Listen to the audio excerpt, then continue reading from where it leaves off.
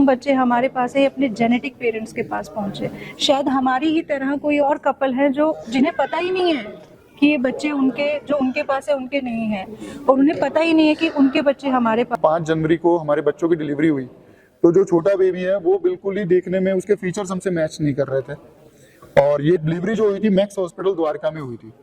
उसी चीज की वजह से हमें डाउट था, जिसकी वजह से हमने डीएनए टेस्ट करवाए, और डीएनए टेस्ट में मैटरनिटी और पैटर्निटी दोनों टेस्ट फेल है। नमस्कार, आप देख रहे हैं मोबाइल न्यूज 24 और मैं हूं नीरज कुमार। आइए देखते हैं अभी की ब्रेकिंग न्यूज। कहा जाता है कि संतान का सुख जीवन का सबसे बड़ा सुख होता है, लेकिन दिल्ली के द्वारका निवासी राहुल राठौर और उनकी पत्नी के लिए यह सुख आज गहरे मानसिक और भावनात्मक दर्द का कारण बन गया है। दंपति ने ग्रेटर कैलाश स्थित SCI IVF अस्पताल पर गंभीर आरोप लगाए हैं, जिनके अनुसार IVF प्रक्रिया से बच्चे जन्म लेने के बाद उनके DNA मेल नहीं खाता।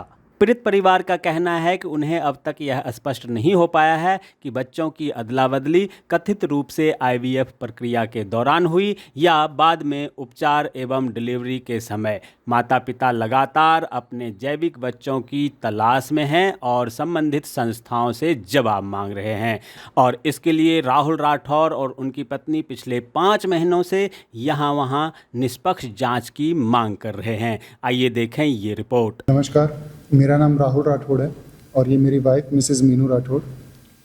और ये जो 2 बच्चे आप हमारी गोद में देख रहे हैं, ये बच्चों को शायद जन्म तो हम ही ने दिया है, लेकिन इनका DNA हमसे मैच नहीं कर रहा है। तो हम आज तक पिछले 5 महीनों से ये समझ ही नहीं पाए हैं कि इनका जन्म हम ही से हुआ है या नहीं हुआ। लास्ट ईयर 2025 जनवरी में हम लोग SCI IVF hospital greater Kailash part 1 में हम लोग अपना IVF ट्रीटमेंट करवाने के लिए गए थे, और सारी चीज़ें इनिशियल टेस्ट जो हमारे हुए थे 9 तारीख को ही हो गए थे। 13 फरवरी 2025 को उन लोगों ने मेरा सीमेन कलेक्ट किया था और मेरी वाइफ के एग्स रिट्रीव किए थे। 8 एग्स रिट्रीव किए गए थे और हमें बताया गया था कि उससे 5 एम्ब्रियोज बनी है, और 14 मई को वो उसमें से 3 एम्ब्रियोज रिटर्न ट्रांसफ़र की गई थी। जहाँ तक सारी चीज़ें सही चल रही थी, हमारा ट्रीटमेंट डॉक्टर शिवानी सचदेव गौर के अंडर चल रहा था और दिसंबर तक वहीं ट्रीटमेंट चला है। जब हमारी डिलीवरी की बारी आई, क्योंकि हमें जो रेफ़र किया गया था डॉक्टर शिवानी सचदेव गौर को, वो डॉक्टर रितु गर्ग ने ही किया था, जो कि मैक्स हॉस्पिटल में वर्किंग है। तो ये हमारे घर के पास था, तो हमने डिलीवरी करवाने का डिसीज़न यहाँ पर लिया, और 5 जनवरी को ये 2 बच्चे हुए जो हमें दिए गए हॉस्पिटल की तरफ से। जब ये बच्चे हुए तो पहले से ही थोड़ा सा डाउट लग रहा था इन बच्चों के फीचर्स और उनको लेके कि हमसे मैच नहीं कर रहे। रात को मेरी सिस्टर्स ने मुझे बोला कि बेटा इनके मैच नहीं कर रहे हैं इनके फीचर्स एंड ऑल। तो इनफैक्ट वहाँ पर मैक्स हॉस्पिटल में भी किसी लेडी ने भी ये बोल दिया था कि सेम टाइम पे ही एक जुड़वा बच्चे और हुए हैं, तो कहीं कुछ प्रॉब्लम ना होगी हो। तो मेरी सिस्टर्स ने मुझे थोड़ा पुश किया। रात को उन्होंने मुझे कुछ फोटोग्राफ्स भी खींच के भेजी, इनके कान की, इनके नाक की। तो उन्होंने मुझे पुश किया कि इसका DNA टेस्ट करवाया जाए। तो वो DNA टेस्ट के लिए मैंने SCI हॉस्पिटल को कांटेक्ट किया था, क्योंकि मुझे डर लग रहा था कि मैक्स हॉस्पिटल में ऑलरेडी मेरी वाइफ और बच्चे एडमिट है।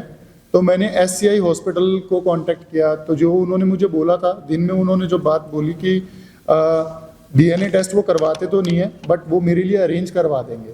लेकिन शाम को जब उनका कॉल आया तो उन्होंने बात बिल्कुल ही बदल दी कि आपको DNA टेस्ट करवाने की ज़रूरत नहीं है, और चीज़ों की ज़रूरत नहीं है। और 7 तारीख को उन्होंने मुझे मीटिंग के लिए भी बुलाया।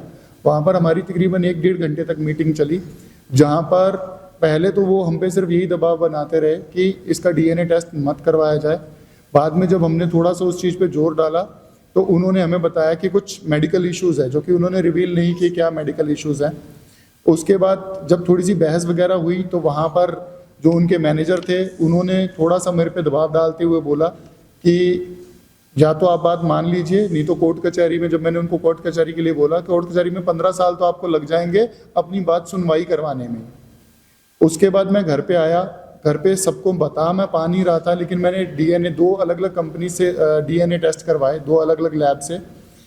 और जिसमें से पहला जो पैटर्निटी टेस्ट की रिपोर्ट आई 10 तारीख को आई और वो फेल था। दूसरी रिपोर्ट जो आई 14 जनवरी को आई, जिसमें कि आप लगा के चलिए मैटरनिटी और पैटर्निटी टेस्ट दोनों ही फेल थे। तो तो वहाँ से ये चीज़ तो क्लियर हो गई थी कि ये 2 बच्चे जो हैं वो हमारे बायोलॉजिकल बच्चे नहीं हैं। अब आज तक जो सिचुएशन बनी हुई है वो यही बनी हुई है कि हम लोग सिर्फ इन्वेस्टिगेशन की रिक्वेस्ट कर रहे हैं, जो कि कोर्ट ने भी माना है कि इस केस में इन्वेस्टिगेशन की बहुत ज़्यादा ज़रूरत है, क्योंकि आज भी यही क्लाउड्स बने हुए हैं कि एक्चुअल में हुआ क्या है, बच्चे ट्रीटमेंट के दौरान चेंज किए गए हैं या बच्चों का जन्म होने के बाद, ये आज तक क्लियर नहीं हुआ है हम लोगों को। हमारी तो एज पेरेंट्स आप सबसे बस हाथ जोड़ के एक ही रिक्वेस्ट है, हम पिछले 5 महीने से अपने बच्चों को ढूंढ रहे हैं और इन बच्चों के जेनेटिक पेरेंट्स को ढूंढ रहे हैं। हमारी हाथ जोड़ के आप सबसे अपील है, रिक्वेस्ट है हमारी आपसे कि जिन्होंने भी पिछले साल 2025 में SCI IVF सेंटर हॉस्पिटल से जो ग्रेटर कैलाश में है, अगर अपना ट्रीटमेंट करवाया है तो प्लीज़ अपने बच्चों के साथ अपना DNA टेस्ट करवाएं। हो सकता है कि DNA से कोई एक पेरेंट्स ऐसे मिलें कि जिनके बच्चे हमारे पास और हमारे बच्चे उनके पास हो, या फिर जिन्होंने मैक्स हॉस्पिटल में 5 जनवरी को 2026 जिनकी डिलीवरी हुई है, वो पेरेंट्स भी एक बार प्लीज़ अपना DNA करवाएं। हमें नहीं पता कि कहाँ हुआ है, लेकिन प्लीज़ हमारी हेल्प कीजिए। राहुल जी, क्या कुछ मामला था, थोड़ा बताइए। सर, जैसा कि मैं पहले भी बता चुका हूँ कि हम लोग लास्ट ईयर 2025 में, जनवरी 2025 में SCI IVF हॉस्पिटल है ग्रेटर कैलाश पार्ट 1 में, वहाँ पर अपने IVF ट्रीटमेंट के लिए गए थे मैं और मेरी वाइफ। 13 फरवरी को मेरी वाइफ के एग्स कलेक्ट किए गए थे और मेरा सीमेन कलेक्ट किया गया था। उससे पहले हमारे टेस्ट हुए थे, जो कि बिल्कुल डॉक्टर ने बताया था क्लियर है, कोई प्रॉब्लम नहीं है। इनफैक्ट उन्होंने बताया था कि अगर सिर्फ एक लेप्रोस्कोपी की ज़रूरत पड़ेगी, उसके अलावा किसी चीज़ की ज़रूरत नहीं है। तो फिर उसके बाद उन्होंने हमें फरवरी महीने के लास्ट में ही ऑलमोस्ट बताया था कि हमारे 8 एग्स जो कलेक्ट हुए थे उसमें से 5 एम्ब्रियोज बनी है, जिसमें से 3 एम्ब्रियो वो हमें ट्रांसफ़र कर रहे हैं। 14 मई को ये एम्ब्रियो ट्रांसफ़र किए गए।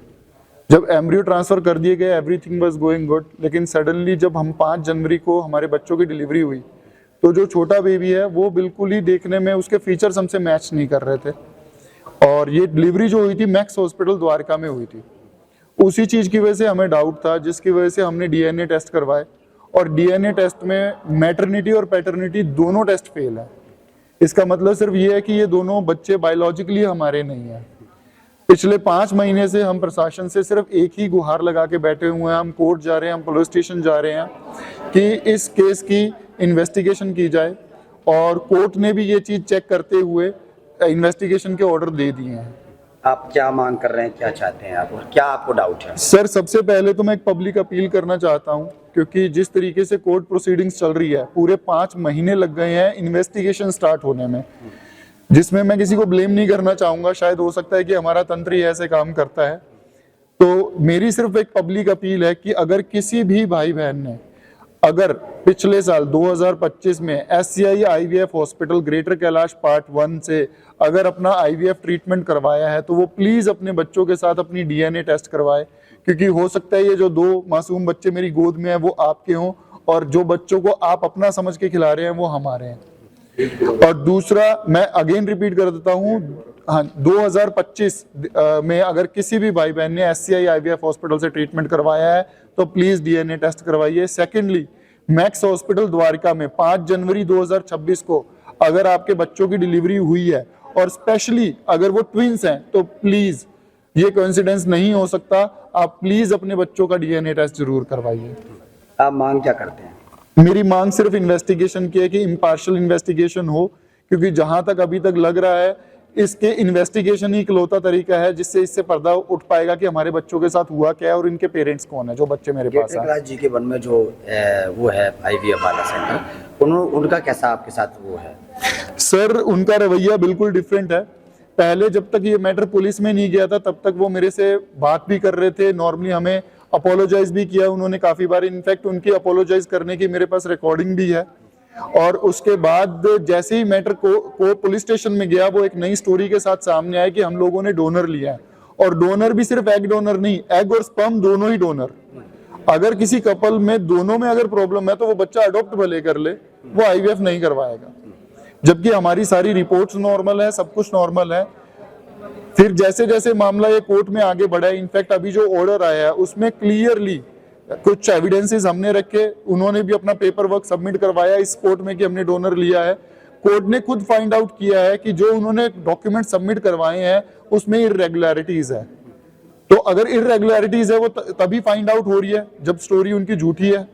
लेकिन स्टिल मैं कहूंगा कि मैं अभी भी चाह रहा हूं कि इस केस की उच्च स्तरीय जांच की जाए, क्योंकि जब तक जांच नहीं होगी पता नहीं चलेगा सर क्या चीज चल रही क्या है। लगता है कि बच्चे डिलीवरी होने के बाद मिस्टेक हुई है या फिर डिलीवरी से पहले जब बच्चे नहीं हुए तो उस समय शायद कुछ मिस्टेक हुआ है? सर ये इन्वेस्टिगेशन से पहले नहीं बोला जा सकता, लेकिन हाँ जो इशारा कर रहा है वो यही चल रहा है, क्योंकि हमारी 5 एम्ब्रियो बनी थी और हमारी अभी भी 2 एम्ब्रियो SCI हॉस्पिटल के पास ही है, जिसको वो देने से या उसके बारे में इंफॉर्मेशन देने से मना कर रहे हैं। बिनू जी क्या कुछ कहेंगे, क्या किस तरीके से आप डिस्टर्ब हैं और बच्चों को लेकर क्या कुछ कहेंगे? डिस्टर्ब तो जब से मेरी डिलीवरी हुई है मैं समझ ही नहीं पा रही हूँ कि क्या हो रहा है। कभी ये वर्ड इतने सुने ही नहीं थे, इतना सोचा ही नहीं था कि इस टाइप से भी किसी की लाइफ में कुछ हो जाता है।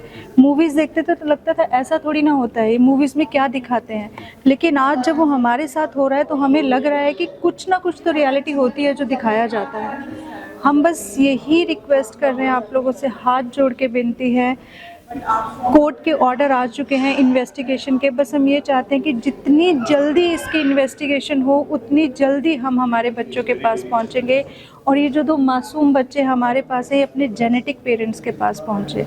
शायद हमारी ही तरह कोई और कपल हैं जो जिन्हें पता ही नहीं है कि ये बच्चे उनके जो उनके पास है उनके नहीं हैं, और उन्हें पता ही नहीं है कि उनके बच्चे हमारे पास हैं। तो बस यही रिक्वेस्ट है कि प्लीज़ आप सब हमारा साथ दीजिए। मैक्सिमम हमारी गवर्नमेंट से भी, हर एक डिपार्टमेंट से यही अपील है, यही रिक्वेस्ट है कि प्लीज़ जल्दी से जल्दी इसकी जितनी जल्दी इन्वेस्टिगेशन हो हमारे और उन बच्चों के फ्यूचर के लिए उतना ही ज़्यादा हमारे लिए अच्छा है। आप मैक्स हॉस्पिटल के बारे में और IVF सेंटर जो है ग्रेटर कैलाश में, उसके बारे में क्या कुछ कहेंगे? कहाँ आपको मिस्टेक थोड़ी सी लग रही है? वैसे तो मुझे इतना समझ नहीं आ रहा कि कहाँ क्या हुआ है, लेकिन मैक्स ने हमारा साथ दिया। जब मेरे हस्बैंड गए, जो मैंने उनसे पूछा, जो उन्होंने मुझे बताया कि उन्होंने बोला है कि वो इन्वेस्टिगेशन ज्वाइन करेंगे और शायद उन्होंने इन्वेस्टिगेशन ज्वाइन भी कर ली है। लेकिन जो IVF सेंटर है, SCI IVF सेंटर है, जहाँ से मेरा ट्रीटमेंट हुआ पूरा, वहाँ से हमारे ऊपर अलग अलग झूठी एलिगेशंस लगाई जा रही हैं, जिसकी वजह से मुझे लग रहा है कि अगर उन्होंने कुछ नहीं किया तो वो हमारे ऊपर झूठी एलिगेशंस क्यों लगा रहे हैं। वो उन्हें तो इन्वेस्टिगेशन ज्वाइन करनी चाहिए थी ना, साथ देना चाहिए था हमारा कि कहाँ गड़बड़ हुई है, लेकिन वो साथ नहीं दे रहे हैं, वो एलिगेशंस लगा रहे हैं, झूठी एलिगेशंस लगा रहे हैं। वेरिन फिर ये मेरे पास आए थे कि आप इसकी एप्लीकेशन फाइल करें बिफोर द मजिस्ट्रेट कोर्ट, जो कि 156 दिन की एप्लीकेशन थी। वहाँ पर हमारे को फेवरेबल ऑर्डर मिला और लर्नर मजिस्ट्रेट ने ऑर्डर दिया प्रेमा फेसाई केस फाइंड करते हुए कि यहाँ पर एक FIR हीनियस क्राइम हो रखा है और एक FIR रजिस्टर होनी चाहिए।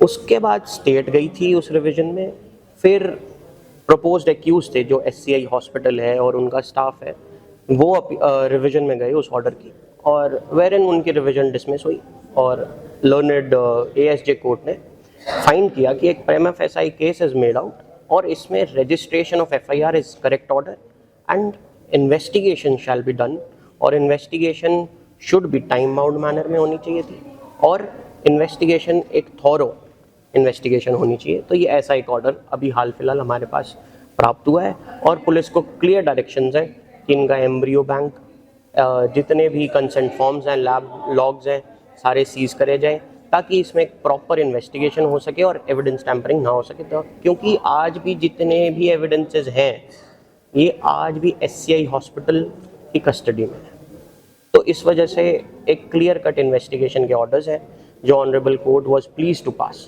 इन फेवर ऑफ द कंप्लेनेंट्स। आपको लगता है कि कार्रवाई जल्दी होगी तो जो सच्चाई है वो जल्द सामने आएगी? जी बिल्कुल, एक ही सोर्स होता है, as soon as the investigation is completed, और जितनी जल्दी इन्वेस्टिगेशन होगी उतनी ही कम अंदेशा रहता है कि एविडेंस टैम्पर होंगे, और जितना डिले कॉज होगा और कस्टडी में ही उनके रहेंगे एविडेंसेस, जो आज भी डॉक्यूमेंट्स फाइल करे गए थे उनसे रिवीजन एप्लीकेशन में, those documents also prima facie seen to be fought. यह मामला केवल चिकित्सीय लापरवाही का नहीं बल्कि 2 मासूम बच्चों और उनके माता पिता के पहचान, अधिकार और भविष्य से जुड़ा अत्यंत संवेदनशील विषय है। आज एक परिवार अपने बच्चों की तलाश और न्याय की उम्मीद में संघर्ष कर रहा है। अब सबसे बड़ा प्रश्न यह उठता है कि क्या संबंधित एजेंसियां इस मामले की निष्पक्ष जांच कर सच्चाई सामने ला पाएगी और पीड़ित परिवार को न्याय मिल सकेगा, जिसकी वह पिछले